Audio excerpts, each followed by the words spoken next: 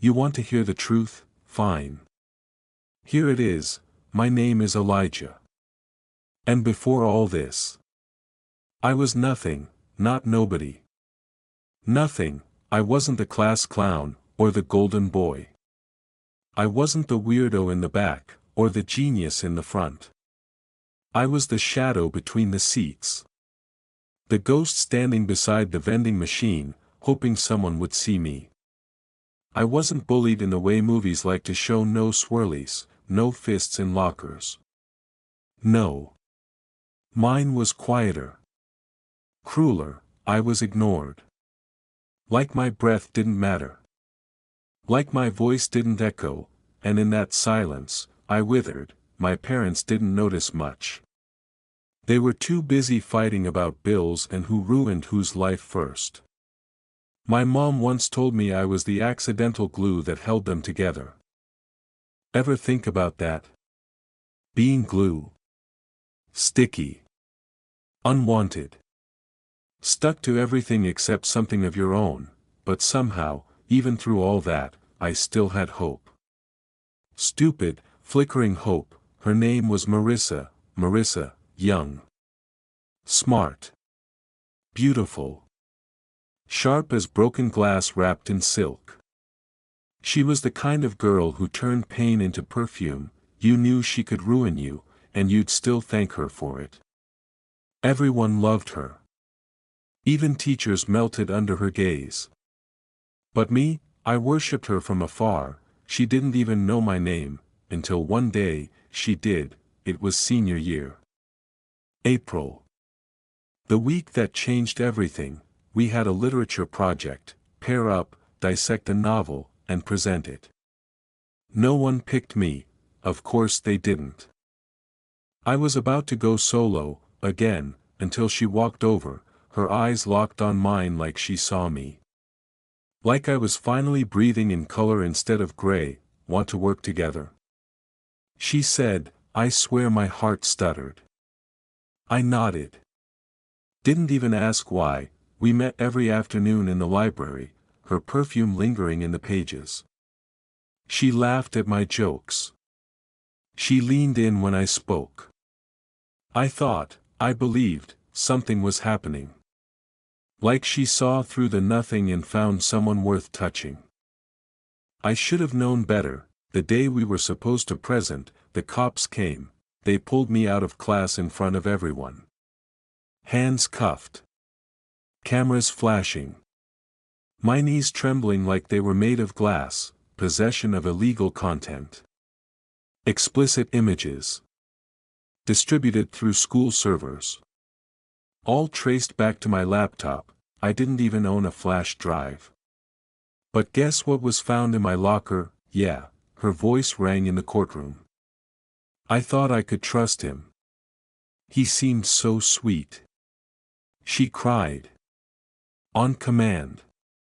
The jury melted. I got 6 months in juvenile detention. 6 months of cold showers, food that tasted like chalk, and nightmares shaped like her eyes. When I got out, everything was gone. My future. My reputation. Myself, but the worst part wasn't the sentence. It was knowing she planned it. Every fake laugh. Every touch. Every word. She used me like a puppet, and then she threw me into the fire. Something snapped when I came home. It wasn't loud. No yelling. No storm. It was a whisper, a long, cold whisper in the back of my skull. It said, now she's real. Now you matter, and for the first time. I listened. I spent weeks in silence, learning. Watching her. Following her routines like clockwork. Mondays at the yoga studio. Wednesdays at that overpriced cafe where she always ordered matcha with almond milk. Saturdays, she met her new boyfriend, Lucas, at the lake house. I watched them from the trees once, my hands in my pockets, my nails digging into my palms. I never looked away. I wasn't the same Elijah anymore. That boy, the invisible glue, that thing. He died in that cell. I became something else, cold. Precise. Patient. You see, she framed me for something I didn't do, so I decided to frame her for something worse, murder. It started with the rat, a dead one. I left it in her locker, wrapped in newspaper soaked in animal blood. No note. No explanation. Just a warning. She reported it to the school police, of course. Claimed it was a sick prank. But there were no prints. Nothing on camera. Then came the emails. I created an account under Lucas's name and sent threatening messages to Marissa. Violent stuff. Sick fantasies. I sent them to her, and to the authorities. Made sure she saw them. Made sure they saw them. Made sure it all traced back to her IP address, planted evidence. Masked traffic. I'd learned things in juvie. From people darker than me. She got nervous. Her smile started to twitch. She flinched at shadows. Good, but I wasn't done. I wanted blood in the water. There's more, oh, there's so much more, but you'll have to wait. Because the best part, the moment when she becomes the thing she accused me of, that's still coming. She stole my life. Now I'll take hers one heartbeat at a time. People think revenge is about anger. It's not, it's about precision. About silence. Revenge isn't fire, it's ice. You don't scream while you set the trap. You whisper. You breathe slow. You wait, because when it hits, it burns colder than death. So after the rat, after the emails, I did what any good ghost would do. I disappeared, again, vanished from social media. No selfies. No status updates. I made myself invisible. But I was everywhere. A friend at the coffee shop. A jogger by the street. A maintenance guy near her car. You'd be amazed how close you can get to someone if you just wear a uniform and carry a clipboard. And Marissa. She started unraveling, her eyes twitched. Her voice broke. She didn't sleep well. I could tell from the smudged makeup under her eyes. She looked over her shoulder every few seconds like the air itself was watching her. I wasn't done. I wanted her to feel the noose tighten, thread by thread, so I moved on to phase 2, Lucas. Lucas was clean-cut. All-American. That douchebag smile you see in shaving cream ads. But behind it was a temper, one I made sure to expose. I started small. Took his phone. Cloned it. Sent texts from it, one to his ex, I still think about you. One to Marissa, don't push me. You know what I'm capable of. She confronted him, of course. I watched the argument from the car across the street. Saw her slap him. Saw him raise his hand and almost hit back. That was all I needed. The next day, I filed a police tip. Anonymous. Attached screenshots. Claimed domestic abuse. Suggested he kept a hunting knife in his glove compartment. They found it. They arrested him, and just like that. Her golden boy was in the dirt with the rest of us. Marissa posted a photo the next day. A black and white quote on Instagram, sometimes the people you love are the ones who hurt you most. Cry me a river, but it wasn't enough, she needed to feel true paranoia, so I brought the nightmares to her doorstep, literally. I broke into her house, didn't take anything. Didn't leave prints. Just rearranged things. Switched her forks with her knives. Took all her socks and left only left foot ones. Hid a baby monitor behind her bedroom mirror, broadcasting only static, every sound she heard at night, every bump, every flicker of light. I made sure it was just enough to question her sanity.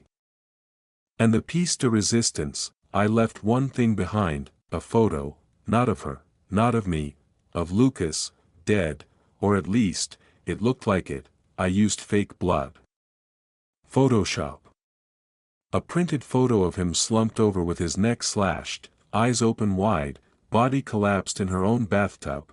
I left it in a sealed envelope on her kitchen counter. She screamed for hours. I knew she'd call the cops. She had to. She told them someone was stalking her. That she feared for her life. She tried to show them the photo. But when they came,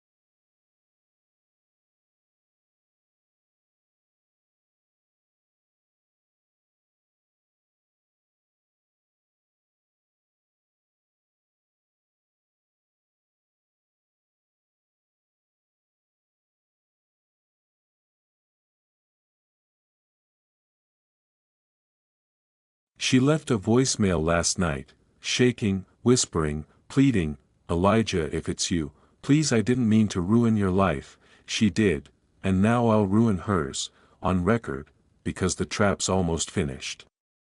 The stage is set. The weapon is waiting, and when it's all over, when the police come running in to find the body and the blood and the broken glass, the only fingerprints they'll find are hers. I told you revenge isn't about anger. It's about art, and I've been painting this piece for far too long to stop now. Every good artist knows the final touch is the hardest, not the beginning. Not the middle, the end, the part where the whole thing comes together in a scream you can't unhear. So I planned carefully. Painstakingly, because if I wanted Marissa Young to wear the mask of a murderer, she needed more than paranoia, she needed a body. I picked my canvas, Rachel Connors. She wasn't anyone special to me. But she was special to Marissa, best friends since middle school. Sorority sisters.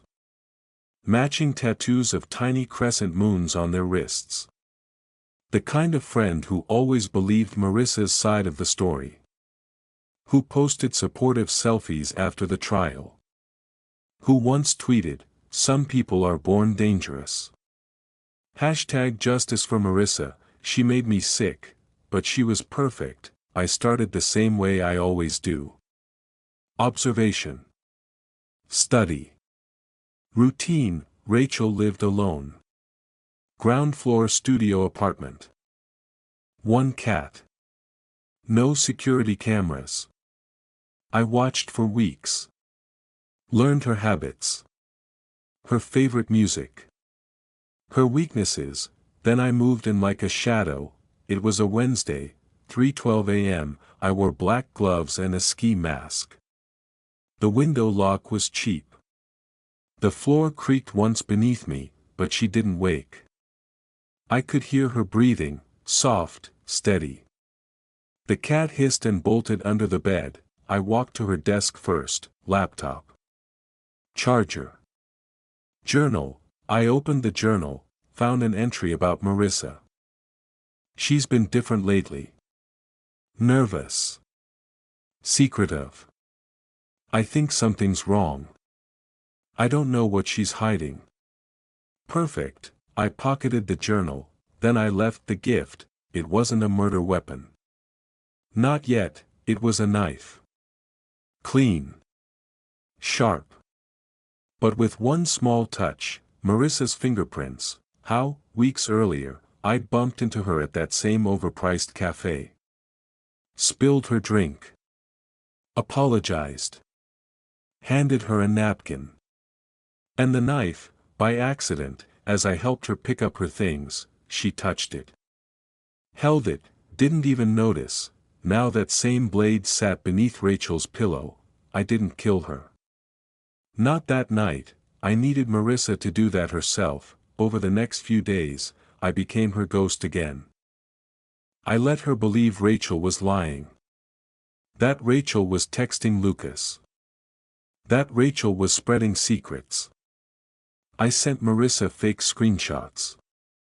I left a note in her mailbox that read, "Your best friend knows everything." I watched her fall apart like wet paper. She went to Rachel's apartment twice. First time, she knocked. No answer. Second time. She let herself in. I watched from the parking lot. She stayed there for almost 20 minutes. When she came out, her face was pale. Her hands were shaking. Something had shifted. The next morning, Rachel posted a cryptic Instagram story. Some people never change. Some lies catch up to you. I don't know what was said in that room, but I know what came next. 3 days later, Rachel Connors was found dead, stabbed in the throat. No forced entry. No struggle. Police say it looked personal. There were signs of a heated argument. Broken glass. Scratched floorboards. And the murder weapon, the same knife, with Marissa's fingerprints. They questioned her. Of course they did. She cried. Again. Claimed innocence. Again. She told them she hadn't seen Rachel in days. That she'd been too busy trying to survive. But the cops weren't convinced this time. Too much smoke, too many coincidences, too many fingerprints in places they shouldn't be. The public turned on her like hyenas. Online, she went from victim to villain in a single day. Twitter was ruthless, another pretty face hiding a killer. She framed someone once. Who says she didn't do it again? Maybe Elijah wasn't lying after all. I watched it all unfold with cold satisfaction. I was no longer invisible. She tried calling me again. Left 5 voicemails. One with just the sound of her sobbing. Another begging for forgiveness. Saying she needed to explain everything. I didn't respond. Why would I? The moment was close. I could feel it in my bones. In my blood.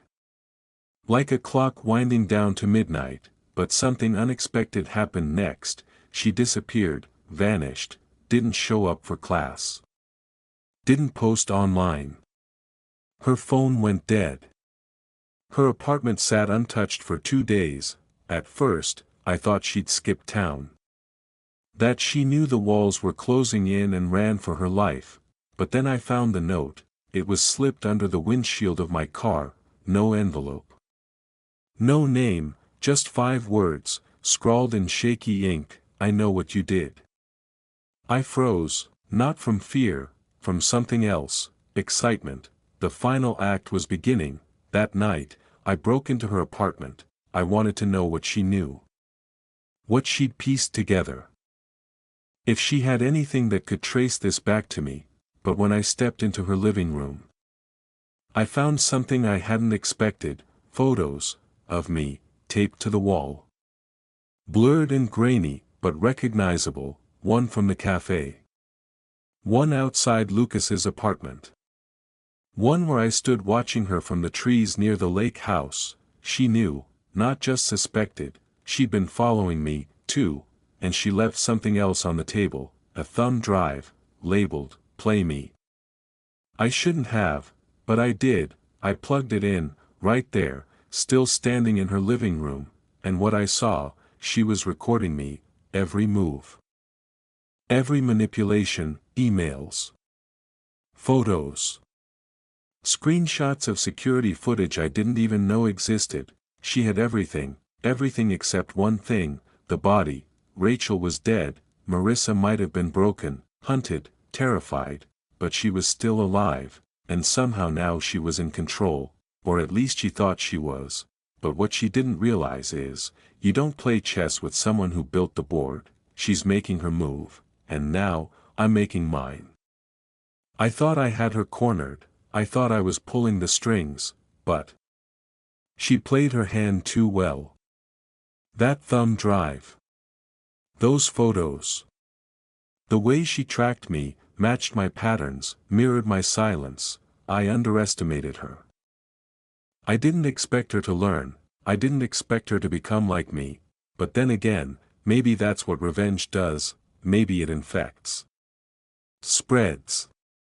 Warps the weak and empowers the broken. We used to be opposites, now we're reflections. I left her apartment that night with the thumb drive burning a hole in my pocket. I watched my reflection in every mirror like it was someone else. Someone watching me back. She was no longer running, she was luring me, and I knew exactly where she wanted it all to end: the lake house, the one they used to visit together, her and Lucas.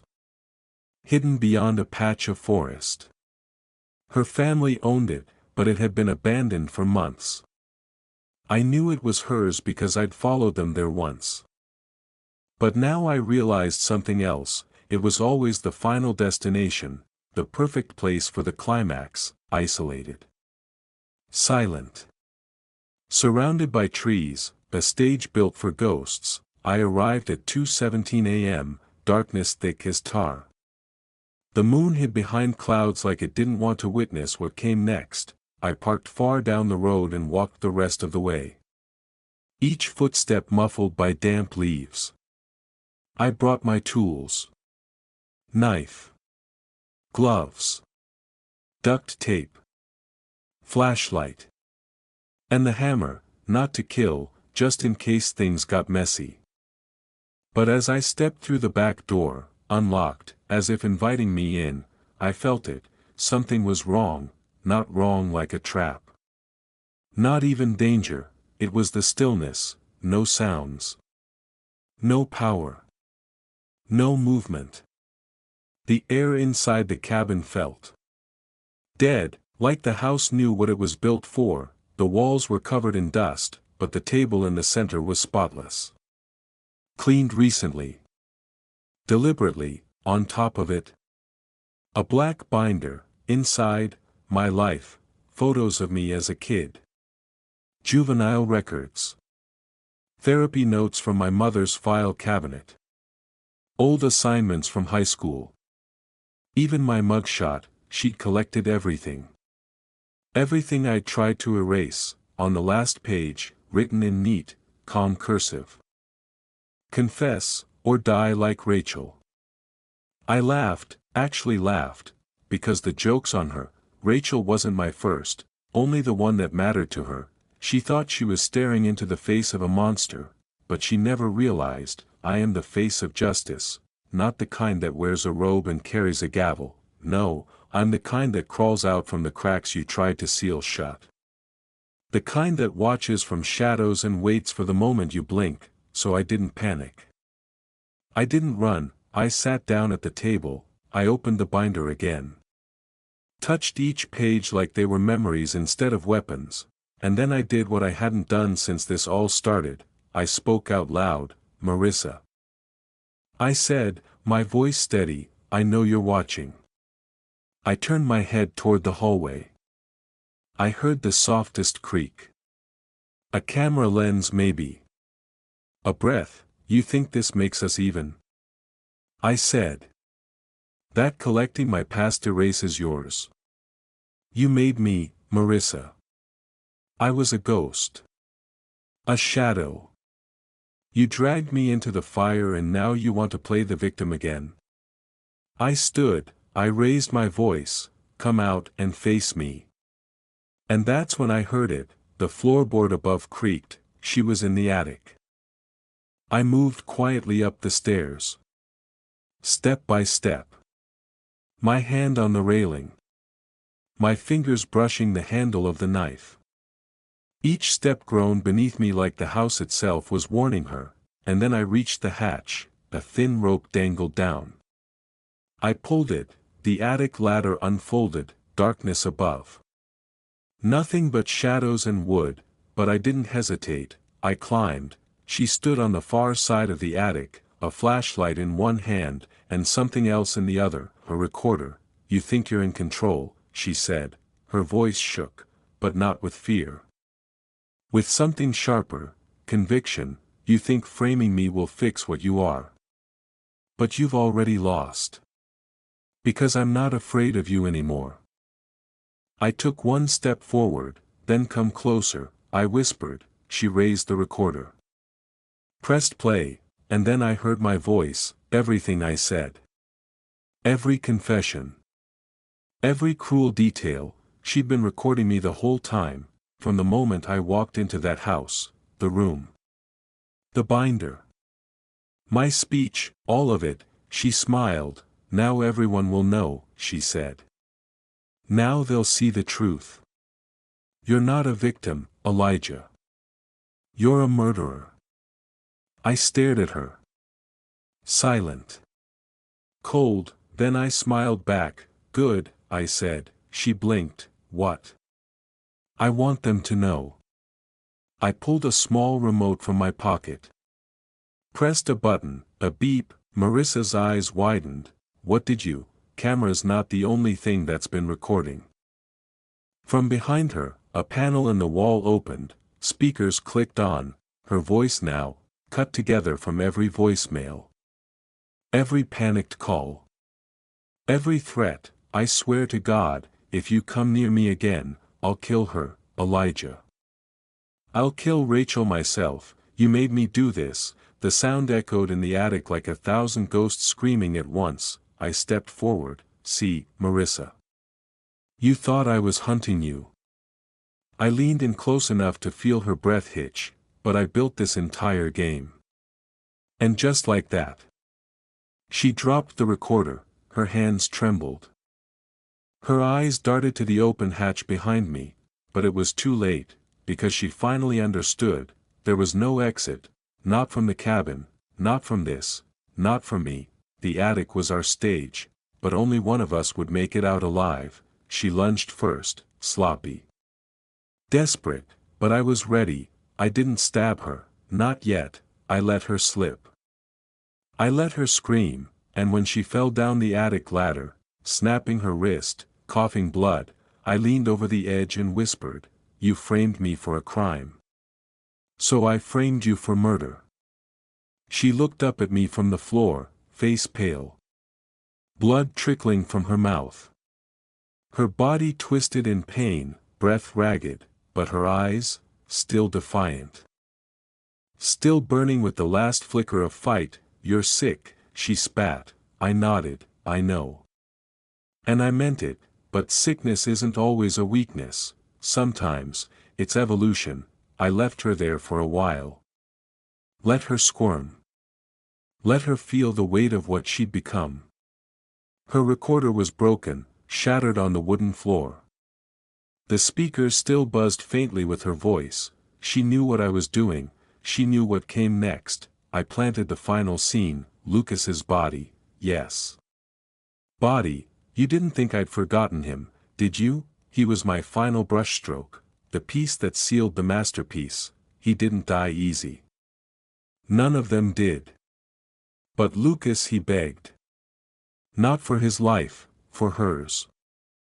Even after everything. He thought she was innocent.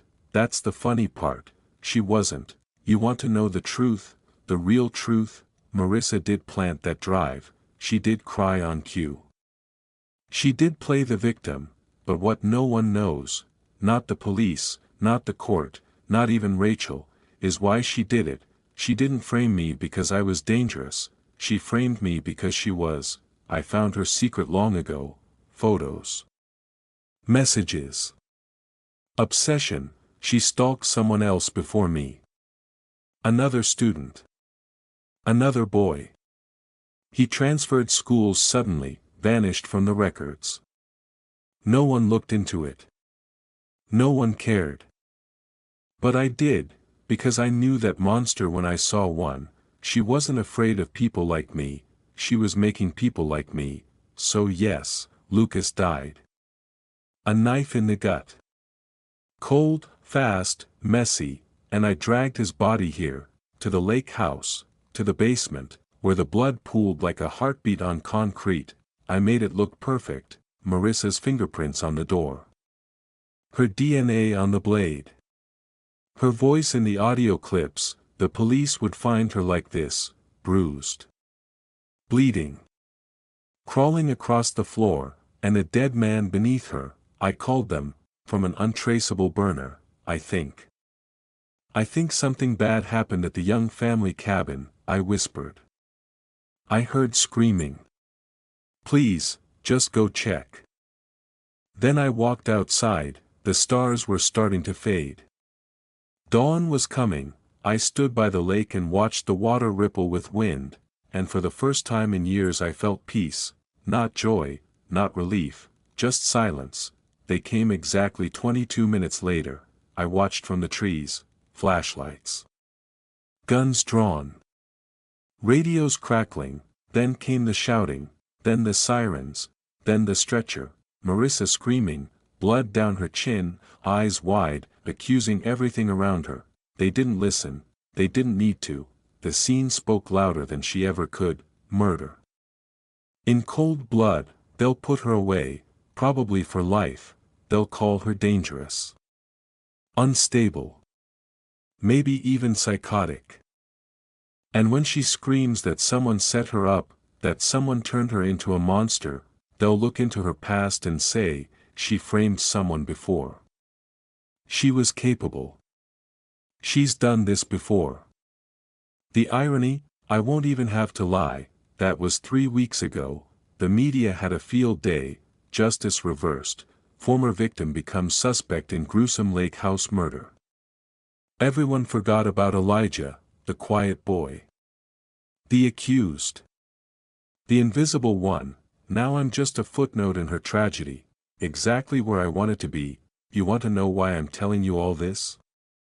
Because you're listening, because people like you, curious, quiet, drawn to darkness, you understand, you felt it too, haven't you, that burn in your stomach.